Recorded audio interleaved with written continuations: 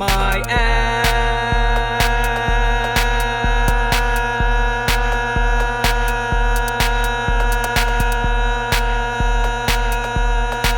is on fire.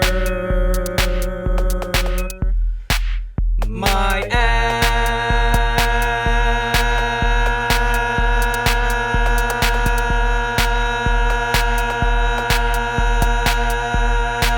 is on fire. Okay.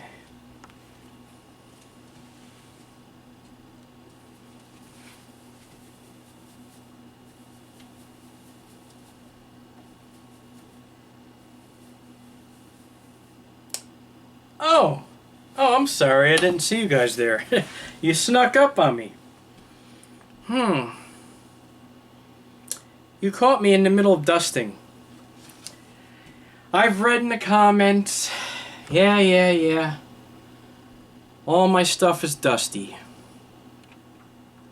I never claimed to be the cleanest guy in the world. Anyway, I'm drinking a tequila sunrise today, but with no grenadine, because I don't have any. That's not true. I do have some. It's in the fridge, but I read the expiration date, and it expired 2 years ago.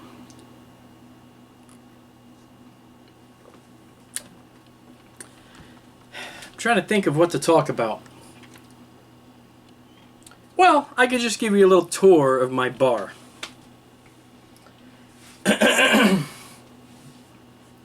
You might notice my Bud Light sign. Let me just grab my camera.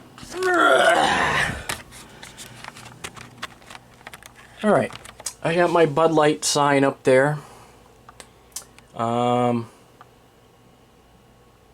It was actually donated to me by a bar. Well, actually it was donated to my cousin from a bar that's actually out of business now. This was like, I don't know, like 10 years ago. They gave it to him. They closed down.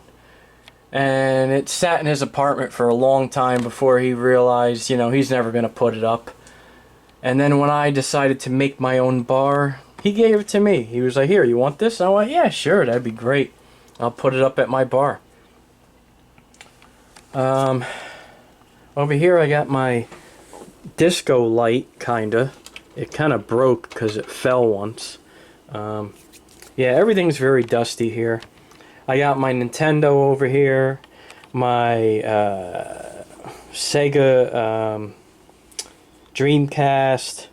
I got a Genesis. I used to have a Nintendo 64, but I gave that to my brother. I got my 49ers helmet here, which I believe I bought with my tax return, like, I don't know, 6 or 7 years ago. And I got my tax return, and I was like, you know what? I want a helmet. So I went out and bought one. And there it is. Up there's my Kevin Nash autograph. And I actually had him right. If you can see it. Hold on, I might have to turn this off. The best bar I've ever seen. I actually had him write that on there, and he was very confused. He was just like, okay. Because obviously, no, he's never been in my apartment. I got a Navarro Bowman autograph, which I actually got, like, at the same place that I met Kevin Nash. But the place was actually, they have all autographed stuff and everything. But, it sucks because right after I bought that, and I actually got a really good... Oh, no, wait a minute. I'm an idiot.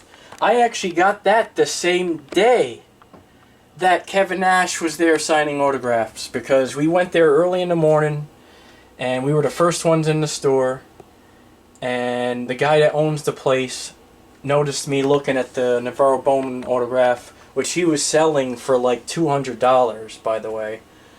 And I didn't have that much money on me, and he literally was just like, do you want to buy it? I'll give you a good price. 150 and it's yours. And I was just like, I don't have that much money on me. And basically he was desperate. He was like, I have no money in my register right now, and Kevin Nash is on his way. He's going to be here in a half an hour, and I don't have any money in my register. I forgot to go stop at the bank. And he was like, come on, all right, I'll give it to you for $100. And I was like, $100, man, you know. And I did have 100 on me, but it was like all I had. I think maybe I had like 120 on me. And then he was just like, all right, $80 and it's yours. And I was just like, all right, fine.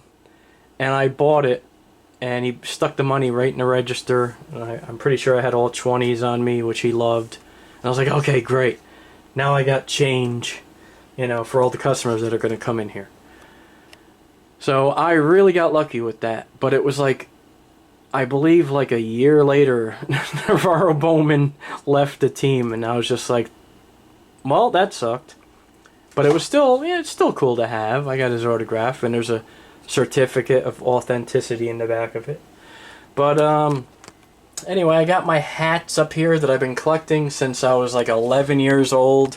There are a few that are missing at the moment. I have them in other places, but maybe I'll put them back up there someday and record them. Or maybe I'll just wear them in my next video. But I got, I got lots of shit here. I got my Kaepernick figure down here. Because this is kind of like my shelf for, like, this is like my Hall of Fame shelf. And Kaepernick actually used to be up there, but then after he, you know, left the team and everything, I was just like, you know what? It's not like we won a Super Bowl with him. It's not like he stuck around for a long time. He didn't really do too much for the team. I mean, he could have. Once again, do we really have to have this conversation? I really had so many high hopes for Kaepernick. I liked him so much. I thought he was like the best quarterback we've ever had. I was just like, dude, he's better than Steve Young. He's better than Joe Montana. He's the best we've ever had, ever. He was so exciting to watch. He could throw a deep ball. He can run. But I swear to you, man, ever since he got that big contract, he just changed. He just, I don't know, it seemed like it got to the point where he just was focusing on not getting hurt. That's what it felt like watching him play. Like, he wasn't running as much. He was throwing the ball out of bounds constantly. It's hard to talk about, it really is, because it was so disappointing for me. I really liked him. I got my Jimmy bobblehead down there, which, yeah. Was never up here, by the way, for the record. But Frank Gore, you might notice, is up there because he's like my favorite player ever. Frank Gore, to me, I still think he's like the best running back of all times. I don't know, maybe I just think that because I'm a Niners fan. If I wasn't a Niners fan, I'm sure I wouldn't think that. But what people don't understand, people that aren't Niners fans, he got us through some tough fucking days. Like, we had no offense. We had no receivers.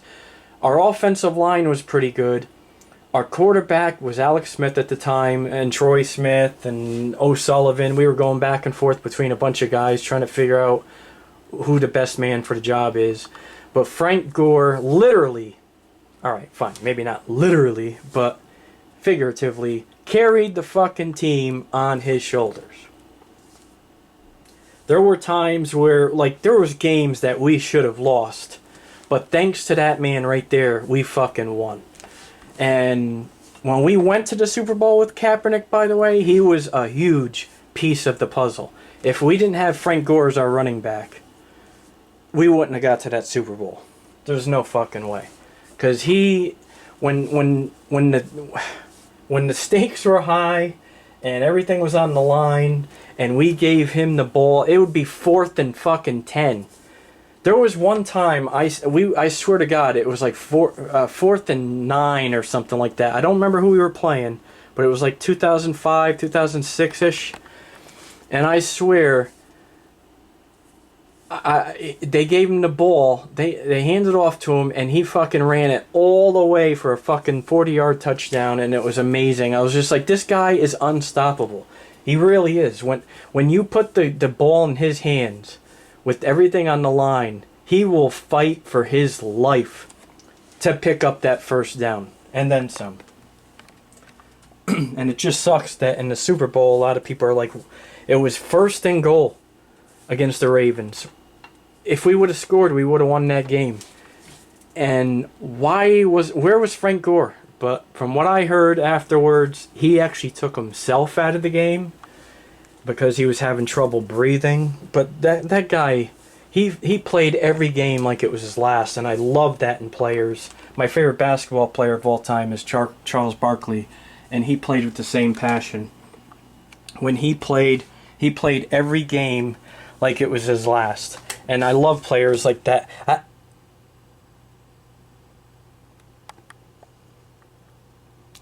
Really? Anyway, yeah. Oh my God, Aldon Smith. Do not get me started with Aldon Smith.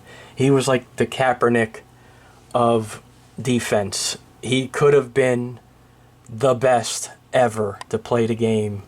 Better than Lawrence Taylor. But you know what? Another player that just fucking completely took his life and flushed it down the toilet. Just like Kaepernick did. Anyway. Yeah, this is my bar. I got a lot of stuff back here. I like wrestling, obviously. So I got Triple H and Shawn Michaels over here when they came back as DX. Was that 2K15? I got the Out of Time license plate along with the Save the Clock Tower flyer. Another Frank Gore figure inside the package. I know everything's dusty. I know everything's dusty. What do you want me to do? I don't dust things. I'm a man. I'm a man, baby. This is actually my beer can collection. I intentionally got a Rams, a Seahawks, and I thought I had a Cardinals one around here somewhere. Was I wrong about the Cardinals? I swear I had one. I thought I had the whole division, and I intentionally crushed them. Or is this just another team? Oh, I guess it is another team. This is the Patriots. Oh no, it is the Rams. I swear I have a Cardinals one here somewhere. Maybe it's back there somewhere. I don't know. Regardless, I intentionally crushed those. Kept the Niners one not crushed. Catch card. I became a 49ers fan when I was 8 or 9 years old, when I first seen the Bengals Super Bowl game. Richard Simmons. My whole family are Cowboys fans. Did I mention that already? And I decided, you know, I'm gonna I wanna go off and pick my own team. And I just happened to be watching the Niners play the Bengals in the Super Bowl, and I said to myself, you know what? That's my team. When I seen Joe Montana tore it up in that game, and Jerry Rice and John Taylor and Ronnie Lott, I was just like, you know what? This is my team. This is who I'm going with. I'm going with the Niners, and I liked them ever since. Anyway, I got a lot of dusting to do. I just thought I'd make this little mini tour of my bar here. This I made last year. My girlfriend's brother actually made me this prototype here. This was actually done with 3D printing, and originally it was all gray. It was just plastic, unpainted, and it's kind of just been sitting over here collecting dust. And then last year when I seen Debo wearing the chain thing, and I was just like, man, I want to make one of those. How do I do that? And then all of a sudden it hit me. I'm like, wait a minute. I got that fucking 3D printed fucking logo and sitting on my bar. Let me paint it. Put a real it was almost like it was meant to be, because the chain fit perfectly in there. And I went to Walmart and bought these plastic gems and the glitter, and I just painted it all up. And then I covered the whole thing with that glaze stuff, Mod Podge, whatever the fuck it's called. And I was just, yeah, real chain, just spray painted gold, that's all. But this is actually my 49ers beach towel that I leave up here for my cat, because she likes to come up here and lay here. And so what? You want to make something of it? I put a fucking towel down so she could be a little bit more comfortable. Fuck you. You want to make something of it, buddy? Up yours, pal. Anyway. Yeah, this is my bar. And yes, by the way, what do you want? I'm from Connecticut. I grew up in a family with Italians. I'm a fucking Yankees fan too. You want to make something of it? What do you want me to do? Like the fucking San Francisco Giants? Life doesn't work that way. I actually used to like the Yankees way back when I was a kid. Before I watched football, I was actually kind of into baseball. Because like I said, I was born into it, just like I was born into the Beatles and Kiss. And Ozzy Osbourne and AC/DC. And Billy Joel.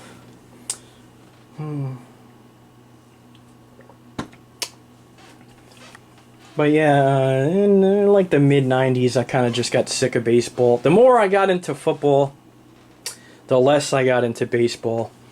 But I recently got back into baseball about 10 years ago.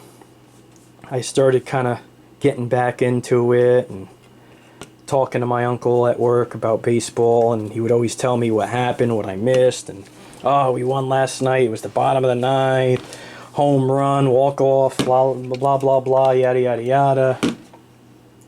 And a little bit at a time, thanks to him, I started realizing, man, baseball actually is pretty fucking exciting. I thought it was boring, because I kind of gave up on it a long time ago, because I thought it was boring. Especially compared to football. But, no, it's exciting. It can be. Not every game is exciting. Where football, I would say, you know, out of every 10 games, 8 of them are exciting. But when it comes to baseball, out of every 10 games, probably 2 of them are exciting. But when it gets exciting, it does get exciting. But yes, I am a Yankees fan. Grew up a Babe Ruth fan, a Mickey Mantle fan, a Don Mattingly fan, a Ricky Henderson fan. And then eventually, now, Aaron Judge fan. Giancarlo Stanton fan, Rizzo.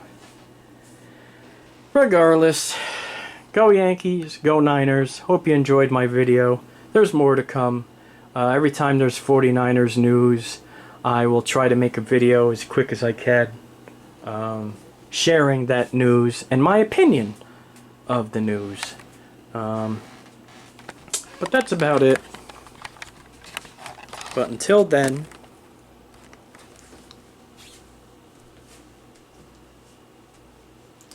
let's get drunk and watch some fucking football.